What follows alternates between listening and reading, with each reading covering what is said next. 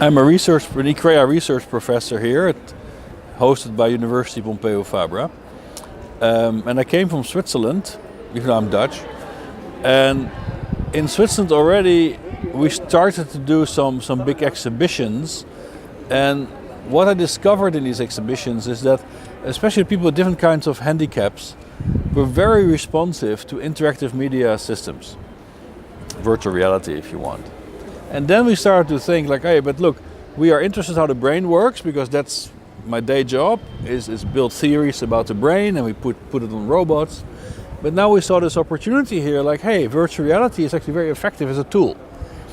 So how do we capitalize on that? So then we thought, okay, let's then bring the theory and the virtual reality together to start to think how we can repair the brain. But now, to have the idea is one thing, then you have to implement it, right? Then you have to think about, okay, how do we do this? And what are then the kind of diseases, pathologies that you're going to look at?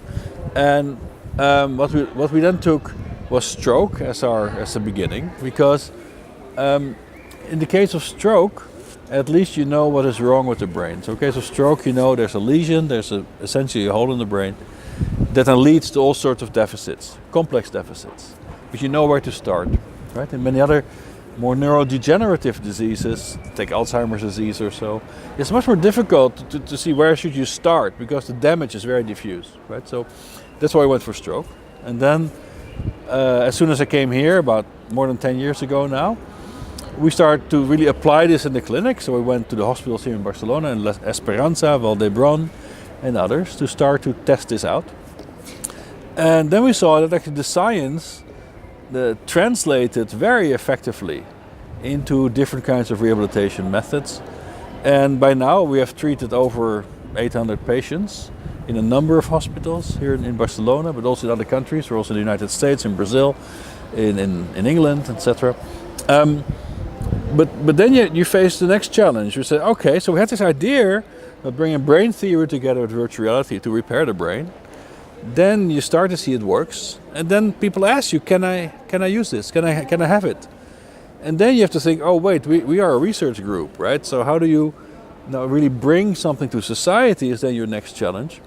And the only way to do that is via a commercial route, right? So that means then you have to start a company, transfer all the knowledge to the company, and you have to start a business model around it, because now you have to think about how can I, in a sort of self-sustained fashion, bring this kind of technology to society. And that's what we're now doing with our spin-off company Eodyne, which is now running since 2014. We're in the market with RGS so since let's say almost a year. We start to have traction here in Spain, although Spain is extremely difficult, but slowly we're getting there. Well, the point is, as a scientist, you're very stupid, right? Because there's certain. So the point is, you spend a lot of time studying very specialized things, and then you are successful, and then you believe that if you tell somebody, look, here's the paper I wrote about virtual reality rehabilitation, and I prove in the paper that this works, and then you make the naive assumption that everybody will just buy your product. It doesn't work like that, okay? Because then you discover that these markets work very differently. It's not science, it's economy. So in these markets, people worry, unfortunately, a lot more about cost than necessarily about quality of care. And this is also a problem we see in Spain, that not that people don't care about the quality of care, but there's just very little money. So there's huge sensitivity to how do we reduce cost. And then you have to discover, as a naive outsider, all these different sources of cost that exist in these systems. Like, for instance, for rehabilitation, a huge cost is transportation. So then you have to start to look at, okay, what's now the cost saving I can offer a center or a hospital if they start using our system? What's the effect I have on the daily routine of a therapist? How can I help a therapist to treat 4 people at the same time instead of 1? Right, so you have the whole angle and the whole analysis is very, very different. And that's something you just have to learn by being in that market. And that's what we're doing now then for the last year, also with my colleagues who are extremely effective in doing this. And we're learning a lot. And it's definitely a very different world out there than in the lab. We never had a patient, or let's say the number of patients who discontinue the treatment once we start is extremely small, right? So essentially everybody adheres to treatment, and that's really a big effect, because actually very often in rehabilitation people quit halfway, right? They are lose motivation, they're not interested anymore, and so on. So we have very few people who step out. Very often we lose patients because there is a secondary incident, they have another stroke and things like that. But what patients like about it is that in our approach we really change the whole model. Like if I have a stroke, actually my lifetime risk is 18%. So it's huge, and this is for everybody, right? So if I get a stroke, then I go to the hospital and I'm completely dependent on what the physician, the therapist, neurologist, whomever tells me, right? This is how our system works. As a patient, you're completely passive. You're told what to believe, you're told what's wrong with you. But in some sense, your brain, by losing this agency, loses also, if you want, powers of healing, right? A brain that is not acting in the world anymore, as in case of a stroke patient, is a brain that's severely challenged.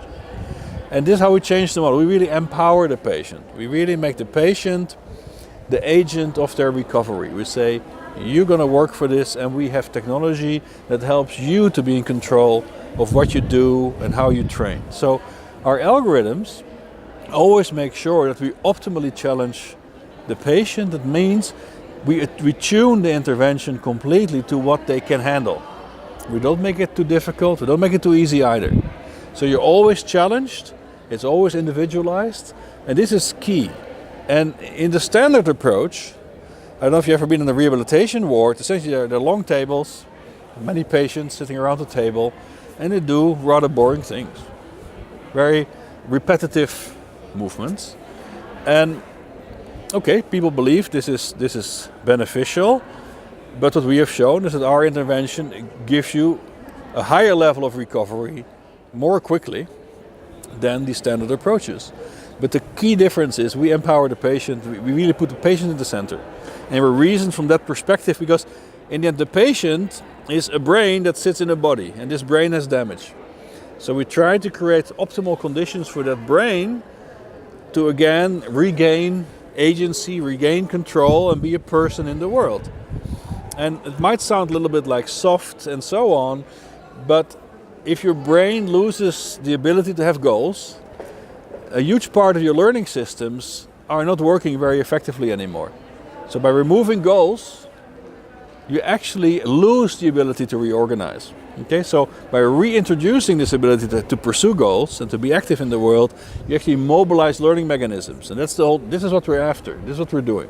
Okay, we are sensitized to this because our fundamental interest is how the brain works, and so we reason really from basic principles. And now, all these principles can be wrong. Okay, but they're explicit, and we test them. Right, everything we do is an experiment. So when something doesn't work on a patient, we know where to look, right? It's not like, oh, this pill doesn't work, let's try this one, see what happens. No, if an intervention does not work, we, for instance, know, well, maybe the goal setting is not optimal for this patient, or the errors we generate are not detectable enough. So to have theory helps us a lot. And that also sets us apart. None of our competitors have theory behind what they do. They don't have the clinical validation that we have done, and they don't have this sort of integrated, patient-centered approach that we have brought now to society. Well, for our company, the short-term challenge is to survive, right? Of course, we have to work, we have to get work done, we have to bring it to the market. This takes effort, and for that we also are actively seeking investors to help us with that now. We have brought up the RGS product where it is now, very much supported by public money, European Commission, also Spanish grants, including La Maratón, for instance. But now, of course, to generalize, to really grow and to go to different countries, you need to invest. I mean, this takes money. So for that, we brought it as far as we could in that sense. Now we need an additional investment to look at scaling of the whole adventure. So this is the short-term challenge. which is happening right now. We're working really hard on this, and I'm confident this is going to happen. Long term, the challenge is to generalize to more deficits. So, look, we look at the brain. Now, for the stroke patient, the brain has a lesion. For the Parkinson patient, it's a neuromodulatory problem. For the multiple sclerosis patient, it's differentiation, so you lose connections in the brain. For the Alzheimer patient, it's also a disconnection kind of syndrome. But it's the same brain. It's just that the deficits are somewhat different. But the mechanisms you have to allow that brain to reorganize itself and to train to either sort of slow down decline or to maybe functionally recover, those tricks, to call it that, are actually all the same. So the brain maybe has a dozen different unique learning mechanisms. If you master those, if you can control those, you can attack any neuropathology. So that's what we're doing. We're working now with cerebral palsy patients, we work with Parkinson patients, we look at multiple sclerosis patients, because now we want to generalize. And that's also a long-term challenge to really show, look, this is not stroke specific. We can really help people with many different kinds of deficits, because in the end we are pushing the same set of buttons, but in a somewhat different configuration for different pathologies. Okay, so this is the long-term outlook. And then from a company perspective, the long-term outlook and challenge is, of course, to globalize and to go to different markets. Like we're talking now with people in South America, Brazil, to really enter that market there. We're talking to people in the United States, Germany. So the long-term ambition is, of course, to scale to many different countries. Because worldwide, the population of stroke patients of chronic stroke patients, 60 million. Okay, that's just stroke. And these people receive no effective treatment, essentially. Because the treatment standard across the world is, well, you get a few months of rehabilitation and then that's it. You're done. One, it's not true. Right? Scientifically, we have already shown you can still recover, maybe not to 100%, but you can improve 2, 3, 4 years post-stroke, right? So we can do something for these people, and right now they get nothing. We can provide them with interventions at a very low cost that's of a higher quality than what you can get in any clinic, okay? So that's the big challenge now. How do we reach 60 million people, right? How do we get to that scale?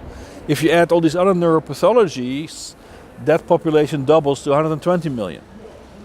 And the same holds. None of those people get effective intervention. Okay? So it's a huge problem. So we don't think about it like a market. It's a real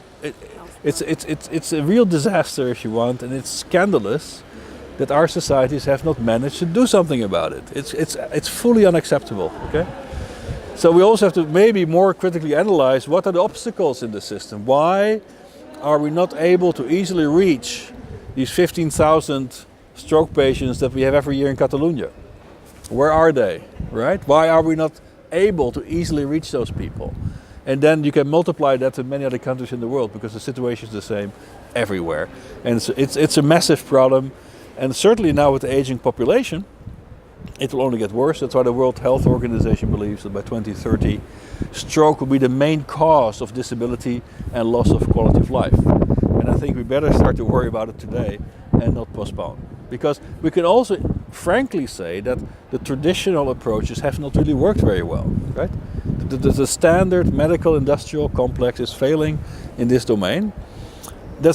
It's a fact. It's not polemics. It's a fact. And we have to react. We have to do something, because the suffering is huge. After a stroke, also the chance for a second stroke is very high. And this risk goes only up if you reduce treatment, right? So that's also societal cost is only larger by not doing anything, right? And we can do a lot. Well, the risk factors of stroke. Yes, so we have a number of projects on also the risk factors.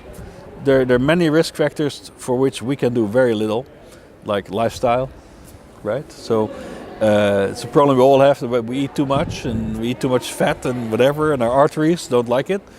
But there are certain things where we can intervene. For instance, we're working now also with wearables, so we can track people 24/7. We can give them feedback also on lifestyle choices. So we just completed at least the design of an intervention around that is more preventive, that tries to look at risk factors, and that tries to sort of influence people's choices without being too obtrusive to reduce that risk. Okay? For instance, if you're less mobile, okay, your risk goes up, right? That your arteries clog up and so on.